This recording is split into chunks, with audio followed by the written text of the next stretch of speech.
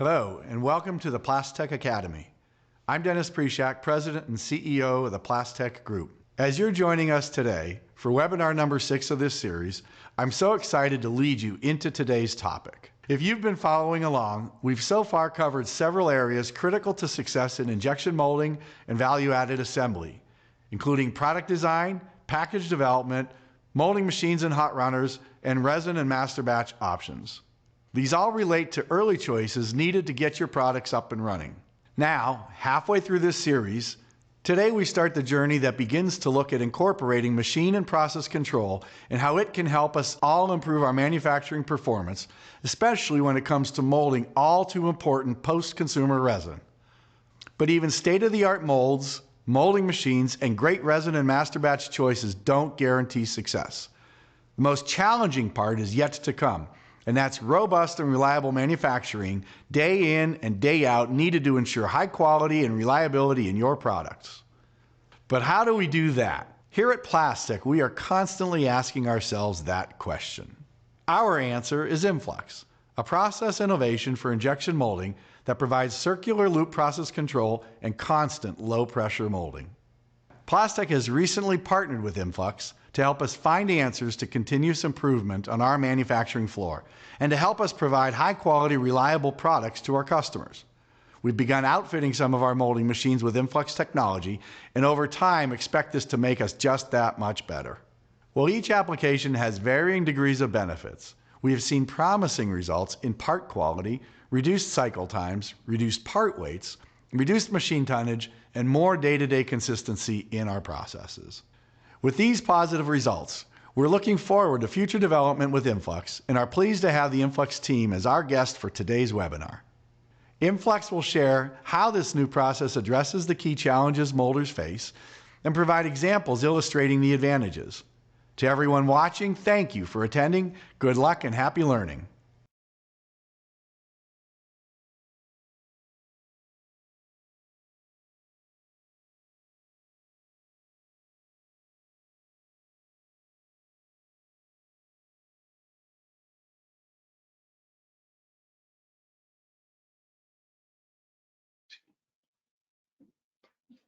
Okay, thank you for the nice lead-in, and thanks everyone. Let me introduce myself to begin. My name is Brandon Birchmeyer. I'm the Technical Director of Innovation at iMFLUX. And before I dive in today, first I want to thank the Plastek Group for inviting us to participate in their webinar series. We think that we can bring a lot of value to the industry, and we're excited to share our knowledge. Also, as an aside, Nicole Freeman, who helped organize a lot of this, and you'll meet at the end, highly recommend reading the latest issue of Plastic News. She is one of the rising stars in the plastics industry. So congratulations to her and her accomplishments. With that, let's dive in. Before we get started, iMFLUX, a little bit of our history, who we are, where we came from. We are a wholly owned subsidiary of Procter Gamble. The technology of iMFLUX was actually built and started within the walls of Procter Gamble. iMFLUX became its own subsidiary in July of 2014. And since then, we've been a wholly owned subsidiary of Procter Gamble, leading mostly with our process innovation technology.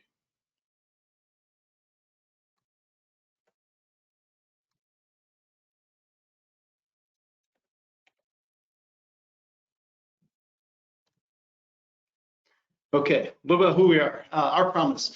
So with iMFLUX, what we're looking to do is have your sites run more reliably, fewer operator adjustments, higher quality parts, not so much babysitting of the press.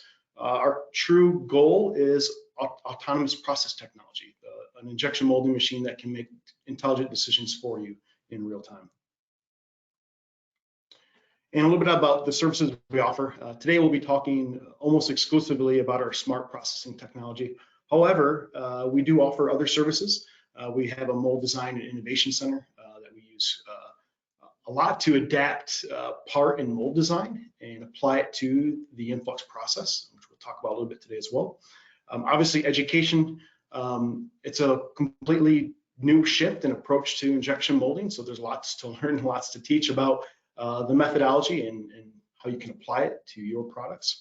And lastly, service, especially remote service. As many of us are dealing with the recent COVID events, we've really grown in our ability to service our customers remotely as well, and we've built a lot of infrastructure to do just that. So let's start with the technology overview. The best way to begin is first to discuss the conventional molding process we're probably all used to, and that's what's represented in this graph that you see here. The blue line on this graph is showing plastic pressure over time. This is actual plastic pressure measured at the nozzle with a transducer that I'll discuss a little bit later. And for most of you watching this, hopefully you understand the blue curve you see here. You have a velocity controlled, typically fast injection velocity to your transfer position. That's where you see the rise in the curve. At that 95% fill, we transfer into our pack and hold phase, and then we maintain that pack and hold pressure in time until we achieve gate seal. That is the method I was taught. I'm sure many of you were taught as well, right? That's, I would say, the standard approach to injection molding. iMFLUX has kind of turned this methodology and this thought process on its head a bit. We use constant pressure molding, constant plastic pressure molding. So that sensor that we've installed in the nozzle, we're maintaining a constant pressure at that. And that's what we control, and that's the only thing we control. And we let things like velocity be dictated by the part. And I'll explain how that works.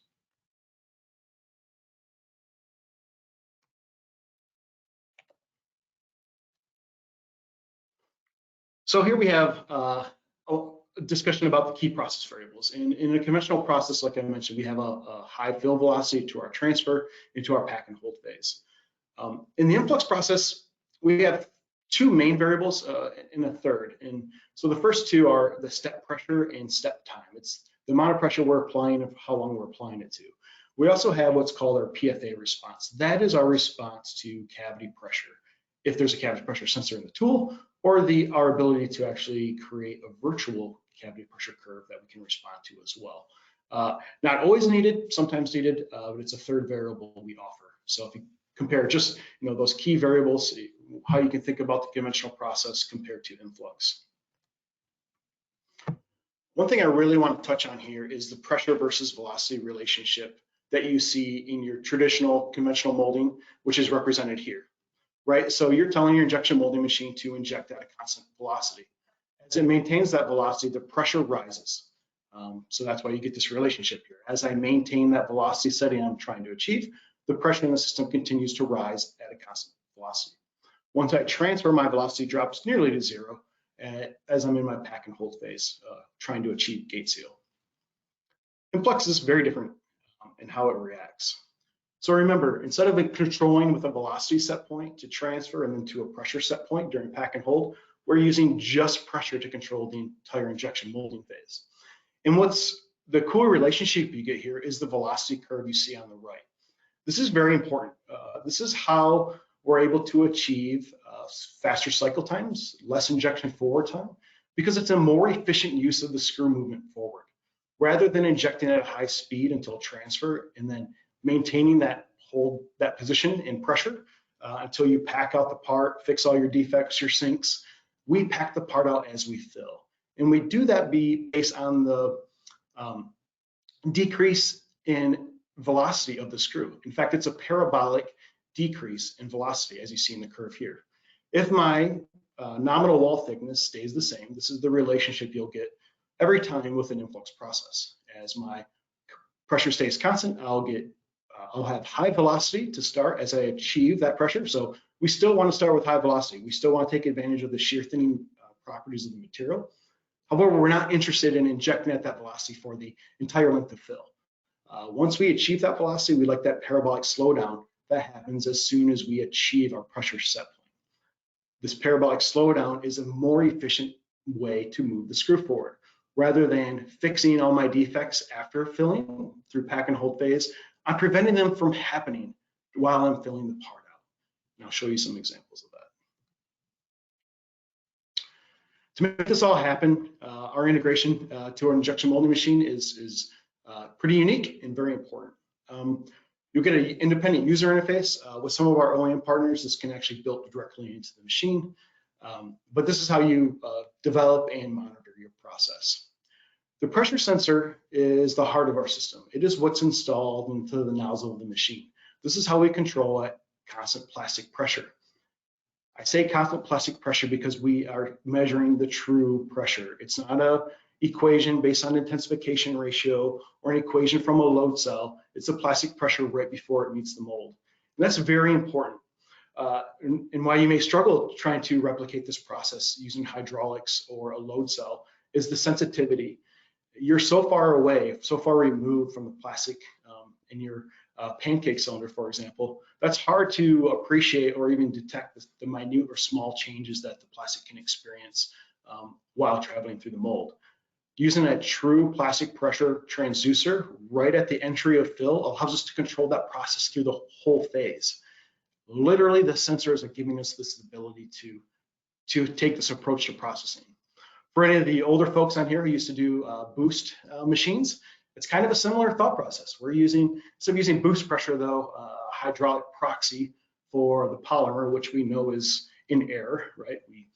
Hydraulic oil cannot be compressed, but we know plastic can be definitely compressed, and something we have to deal with all the time. So we can't use a proxy. We need to use the real thing, and we get the real pressure from the actual plastic through that sensor we install in the nozzle. And then finally, the software. This is where we're able to take our unique process and really break down the variables to allow real-time process control to be possible. We'll talk more about independent versus dependent variables, but this is why the conventional molding process we are all taught struggles in this area. It's a very complex set of interactions, and it's hard to maintain one without screwing up something else. And I'm sure many listening can hopefully appreciate that and have dealt with it processing themselves. So let's again walk through how this is possible.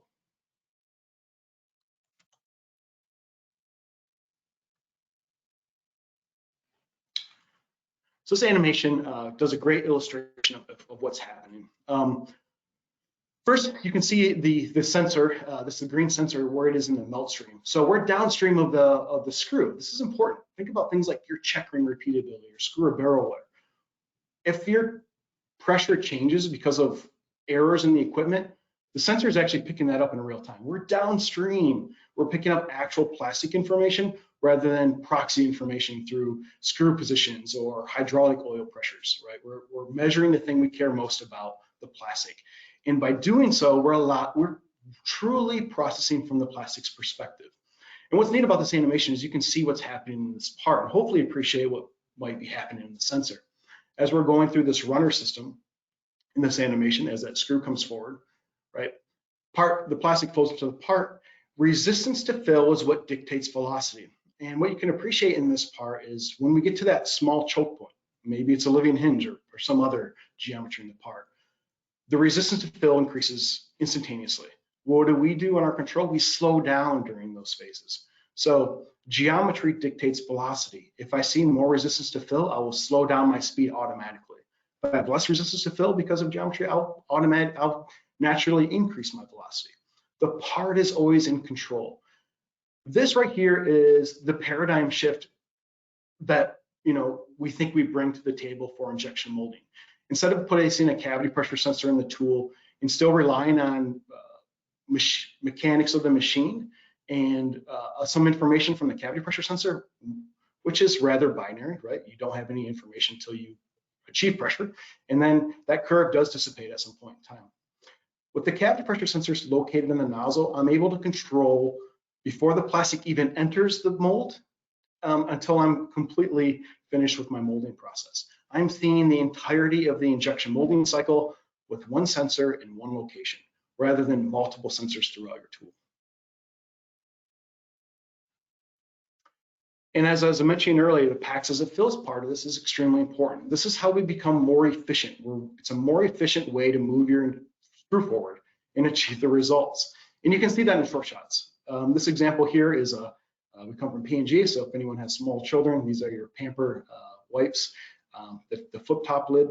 But you can see the difference between our short shot and a conventional process, which is the bottom part shown here, right? So lots of sinking, orange peel, defects you have to fix through your pack and hold phase, right? We make those while we're filling. Why does it look that bad? Because we're filling so fast. Rheology tells us we need to fill fast, right? Because we would expect and anticipate less variation in the part. Don't argue with that at all. Very true. The reason you can't fill slow in a conventional molding process for the length of your injection is because you're asking for variation. You're going to get more variation, and your process will be more sensitive to material variation, without a doubt.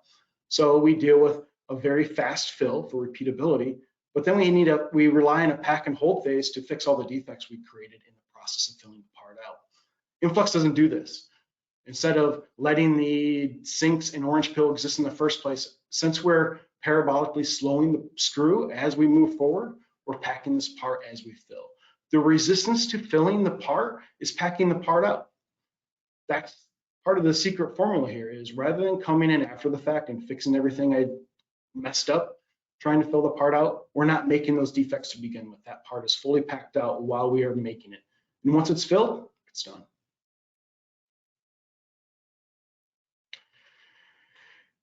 Here at iMFLUX, our slogan is fearless innovation, and hopefully this part gives you an appreciation of where that fearlessness comes from. We call this the impossible part, or a mini runner tool. It's been featured in Plastek's technology. We built this tool in part on purpose, just to show kind of what we could do with this technology. So what you're seeing here is a thick normal screw, and then it goes into a runner system, about 3 inches long and 30 thousandths in diameter. Extremely small, like a thread of a runner.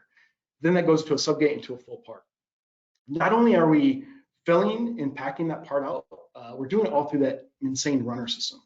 You cannot do this in a conventional molding process. As soon as you hit that small runner, you're going to flash this part out, right?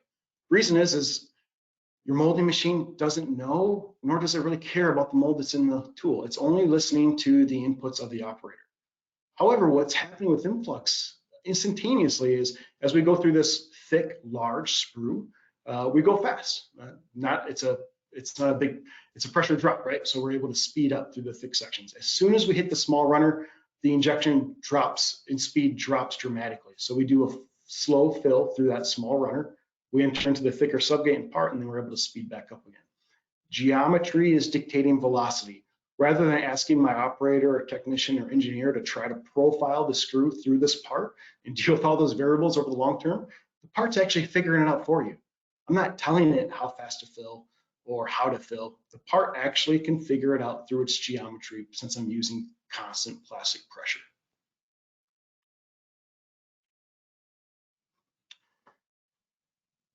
And it becomes extremely robust. This is an experiment we've ran and we love to run just on a simple tensile bar that you see in the corner here. That shows the robustness of a conventional process versus iMFLUX, and looking at even a catastrophic result.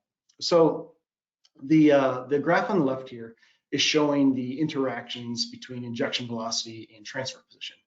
And what we did is, after setting up our conventional process by the book, we just increased and decreased those by plus or minus 10 and 20%. And on the vertical axis there is flash. When does flash occur? So a catastrophic event.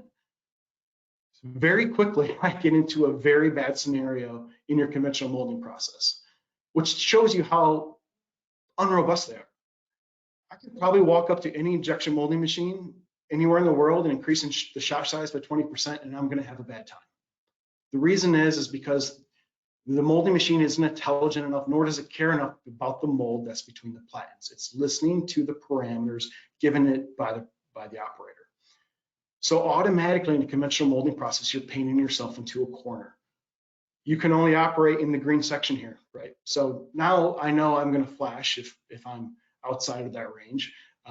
So in order to make those good parts, I'm operating in a very, very small window to even start with. The things I can modify to try to optimize my part. iMFLUX, similarly, we looked at step pressure, PFA pressure, and step time. And as I increase and decrease those values by plus or minus 20%, I never flash the part up. You're literally starting from a better point to do process development and process exploration. Instead of being on the edge of catastrophe, like we are, injecting at high injection rates to 95% transfers, you're walking on the tightrope. And as we talk about PCR and more sustainable resins, wider spec resins, I have bad news for everyone. We're walking on a tightrope, but they're going to take your balance beam away and maybe your net.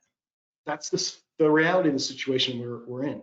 So it takes a new thought process and a new approach to how we want to, deal with sustainable resins. And just to blow this out a little bit, sorry.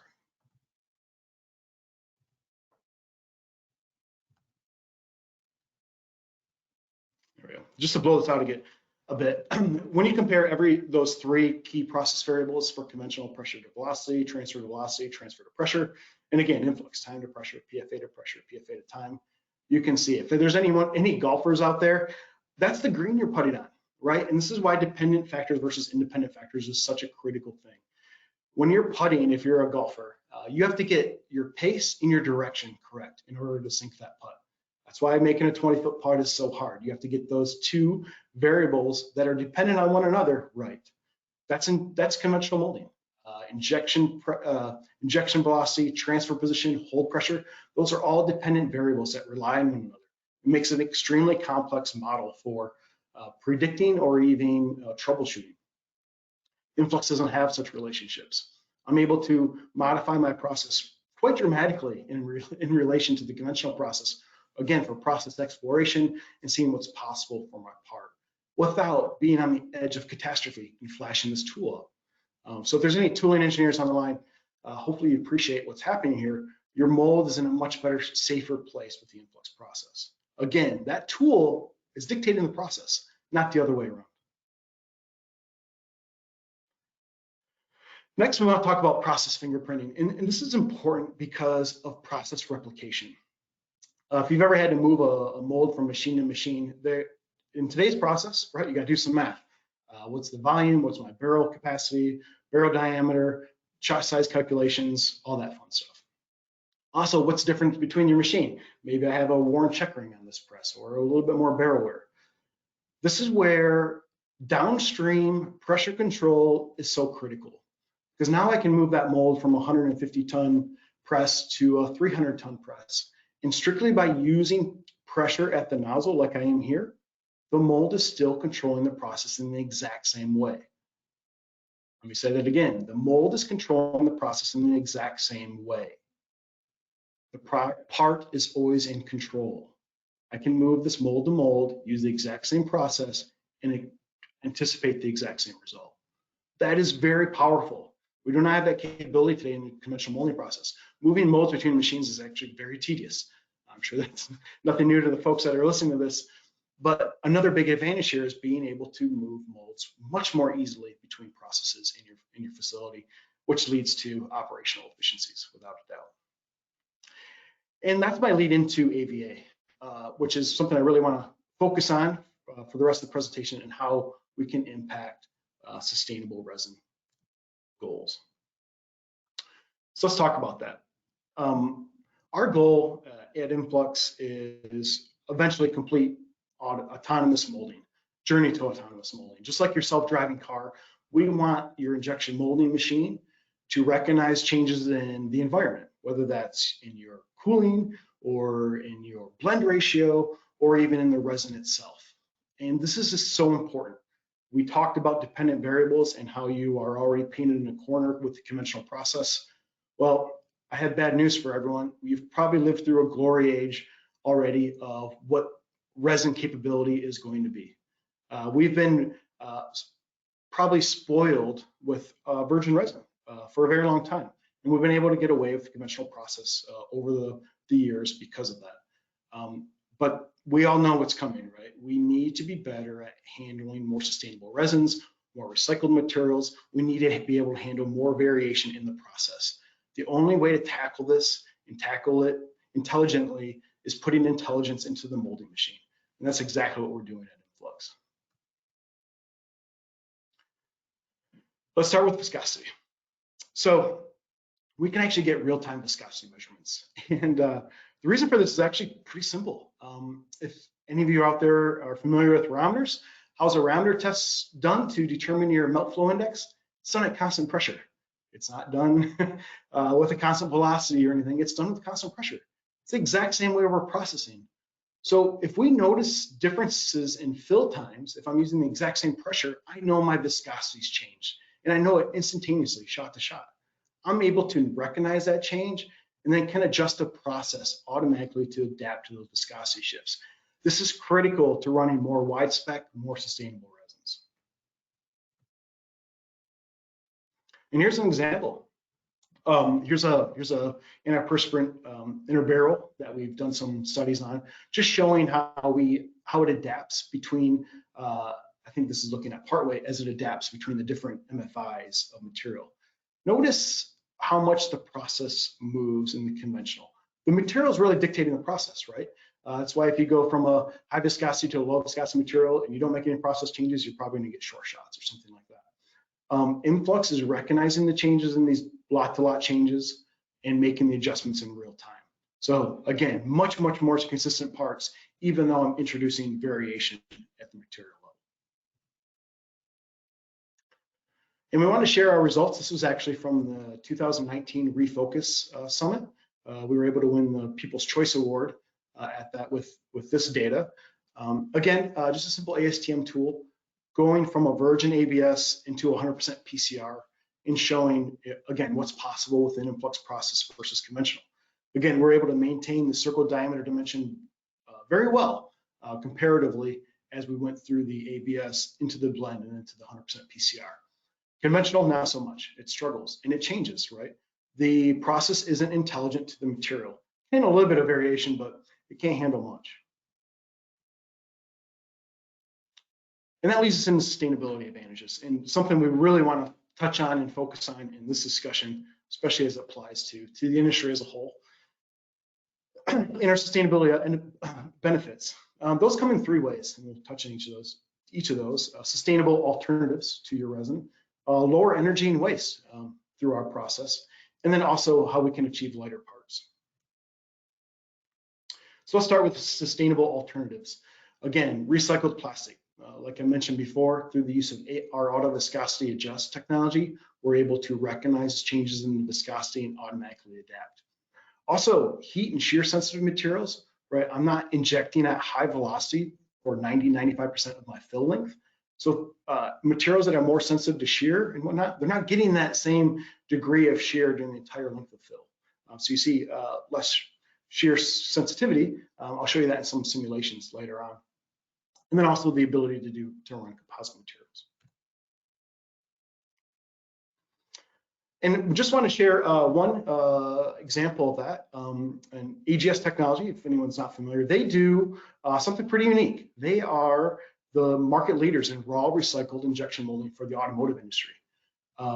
They will go from direct flake that they create at their facility, where they break down the plastic and feed it right into the injection molding machine. It's really exciting to see how much recycled resin they're able to utilize and what we've been able to do for them. 85% scrap rate reduction since they've instituted the iMFLUX technology. That is strictly coming from an operator standing at a press, having to babysit my injection velocity, my transfer position as the material went through major shifts. iMFLUX is able to recognize those changes and self-adjust. Also, they've been able to achieve 30% clamp force reductions and up to 7% cycle time reductions. I mentioned lower shear rate. Here's a cool example of that in a simulation. We can simulate the iMFLUX process as well, and it's neat to see what you can achieve when we do such simulations. Here is just an example in this one cap, the shear we were seeing in the conventional process through simulation versus what we were able to see in the iMFLUX process, again, strictly through simulation, but about 5 times less shear. Next is energy reduction. This is something we're pretty excited about. We have a lot to offer in the industry here. A lot of this comes from the more efficient use of the screw, right? So we're not using as much inject forward time as you traditionally would. We're using less pressure. Less pressure means I don't need as much clamp tonnage. Again, any tooling folks listening in, don't need as much clamp tonnage, don't need as much injection pressure. That should mean a lot to you guys, right? Your vents are gonna live longer, you're gonna have better venting. No process engineer ever is angry with more venting. And smaller capital equipment. You don't need to put your molds in 500-ton presses. Maybe you can fit it in a 350-ton, and that can have huge impacts to your energy consumption as well. But I want to show you how we do this, where those energy savings come from, and then walk you through how some of our energy DOEs that we love to do. So here is just a kind of a baseline comparison about where our energy savings come from. Like I mentioned, we're using less clamp energy because we're using less injection energy, not nearly as much pressure as you would traditionally, but on average about 30% less pressure. We don't have a pack and hold phase, and we have a faster cycle time, less residual stress, less pressures, more efficient use of the screw, and because I'm not using so much pressure, my parts actually tend to warp less, which doesn't require as much cooling time. Also, you can reinvest low pressure, and that's what we're showing here. Is we like to think of it as if you can reduce pressure, take advantage of it somehow. Maybe you can do that through reducing your clamp tonnage, like we've talked about. Maybe you can do that through reducing your melt temp, if the part allows it. And you can get the cycle time reduction, like we talked about. So what we like to do with our energy DOEs to understand how these benefits stack or unstack with each other. And in this deodorant cap here, you can see we've done that. iMFLUX just by itself was able to save 10% energy. However, if I took the cycle time benefit, the melt temperature reduction, and the clamp tonnage reduction, you're seeing that 22% energy is possible even on a smaller part like this. So pretty exciting. We love doing these DOEs. They're kind of unique to our technology, but teaches you a lot about your process and what's possible. And another cool example of someone that we've had pretty large impact with is Graystone Logistics. They make pallets from recycled plastics. So again, 100% recycle into plastic pellets, heavy regrind, right? Well, post-industrial regrind, nasty stuff. Again, they've put iMFLUX throughout their facility. They've seen up to 14 to 24% throughput increase, 30% energy savings, which is pretty significant, and again, weight savings as well. And that would be the last point of sustainability I'll discuss is lighter parts. On average, we're able to get about 1 to 3% material weight reduction and up to 25% light weighting potential if you think about how you can take advantage in your part and mold design. That 1 to 3% material reduction is actually typically the resin we're not putting into the part during your pack and hold phase that you traditionally do during your gate seal process, right? As you're staining on your part with pressure, as you're attempting to achieve gate seal, you're still adding some material in as that you're waiting for that gate to seal that we wouldn't otherwise with the iMFLUX process. That's about where we see our 1 to 3% weight savings. Again, through the cool use of simulation, you can kind of see this. And this also is showing how pressure differential changes in a part as well. This is the toothpaste cap with a living hinge. Notice, so where the toothpaste comes out, that is the gate side of this part. Notice how much higher pressure that has on the living hinge side of the conventional part. Because what happens in the conventional process, right? It's going to the path of least resistance with little regard to the part, right? It's going to inject at a high velocity. And as it does so, you get a high pressure differential on each side of that living hinge. With iMFLUX, as it goes to that living hinge, it actually slows the velocity down like we talked about, right? Geometry dictates velocity. And you don't get that huge pressure differential on both sides, on the other side of the living hinge. This is another area where we're able to achieve weight savings. And P&G has been able to take advantage of this in how we think about part and mold design. Here's 3 examples. There's a Mr. Clean cap that we saw a 25% weight reduction in. Sweeper had a 35% weight reduction, and a dose cup with 5% weight reduction. Again, this is applying the iMFLUX process and then rethinking how would we design these parts and how would we build the molds for these parts. And we're able to achieve these phenomenal results. And then last, of course, we've recently working with the Plastek group, which is exciting for us. We think the role of the Plastek team and what they've done for the industry. And we've started our first trials on some shrouds where we've seen up to 21% cycle time reduction, 1.2% weight reduction, and up to 38% pressure reduction. So just getting started with the Plastek team, but we're really excited. As a processor, it means a lot when I can go to a molder's website and they have sustainability goals laid right out. We are all in the same boat together, and it's going to take innovation to get our way out of it, honestly. We need to be able to handle more variation in our injection molding processes. It's our responsibility as molders and our responsibility to the industry and ultimately to the earth, right? Let's build a better method. Let's innovate to utilize more regrind, more recycled materials. And with that, I'm going to hand it back to Nicole. She's going to take over for some Q&A info, and then I will come back to help answer any questions you may have.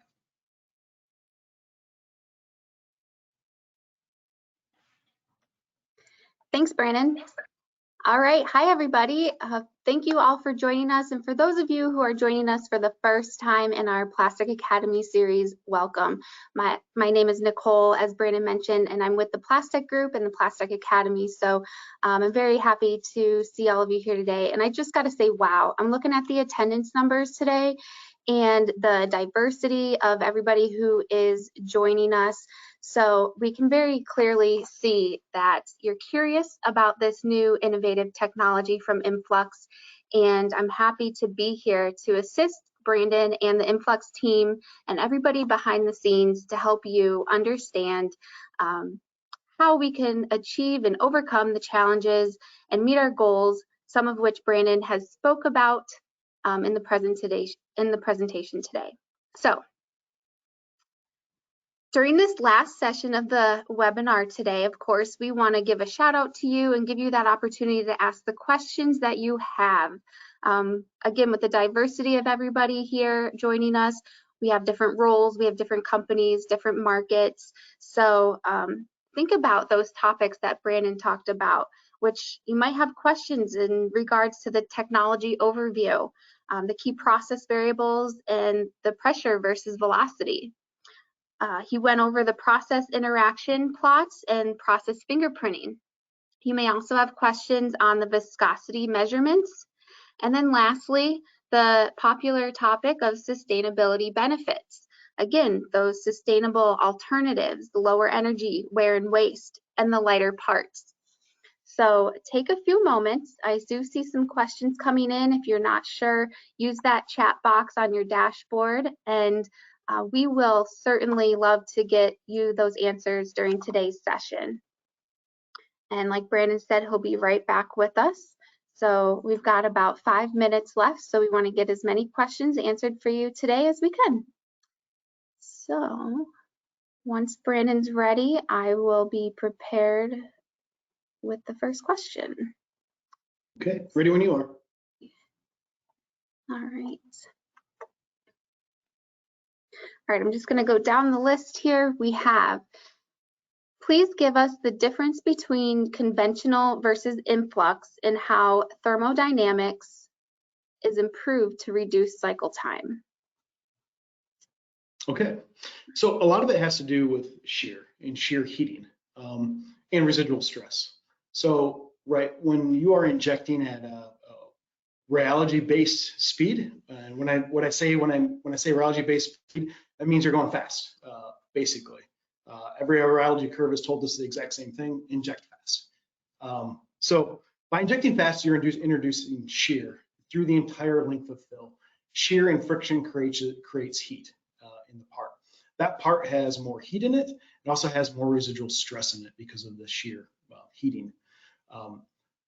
What we're doing is, right, we're getting that velocity at the beginning, but then as we do that parabolic slowdown, we're generating less shear in the part. Like I showed in that simulation, 5 times less shear. There's less molten material that you have to deal with and wait for. So you're getting your cycle time benefit from 2 spots. One, the more efficient use of the screw, so less injection forward time.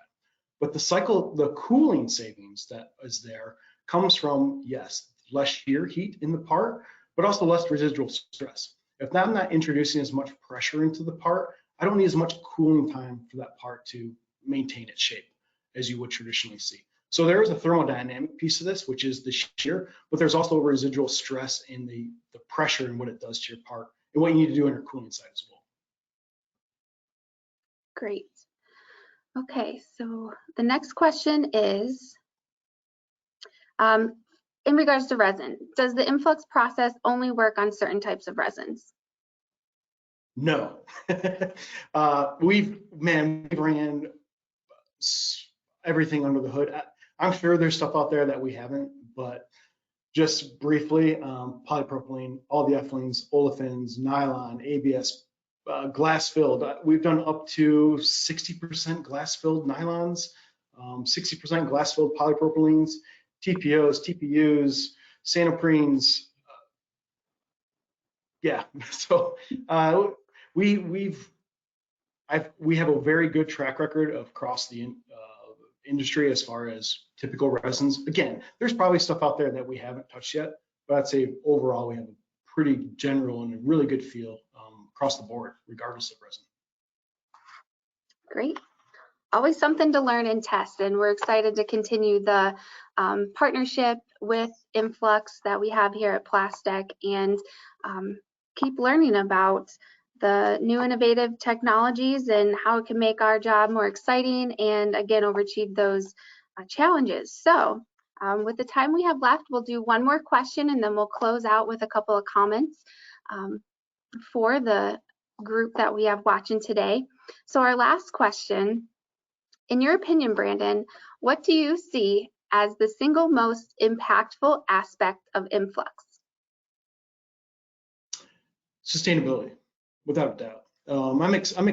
Listen, I'm excited about all those things I've talked about and where it came from.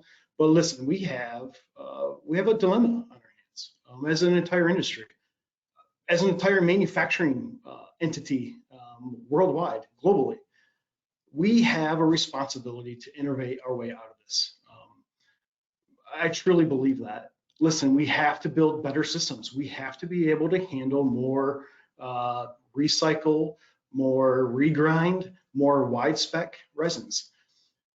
This week is such a great example of that. I feel for all the folks in Texas, but if you don't think polypropylene and polyethylene prices are going to go up right now, it's going to happen. So how do you make yourself able to adjust to things like that economically? Through our technology and our process, now you can spot buy. Now you can think about, how do I make my supply chain even more diversified and how I approach, because I'm not so tightly bound to my material spec. And that's a lot of us struggle with, and a lot of us are used to, right? Like I said, we've lived through a golden era of resin, I think. It's only going to get worse for us, and it should get worse for us, honestly. We need to use more wide spec resin. The current method we use was not ever built for what's coming down the path.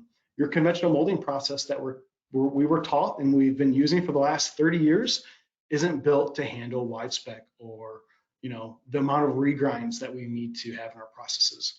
That's why this is so important to me, probably why I have so much passion in it, because it is our responsibility. And I think that's why I love participating in these types of webinars. Plastek Group is clear on their sustainability goals.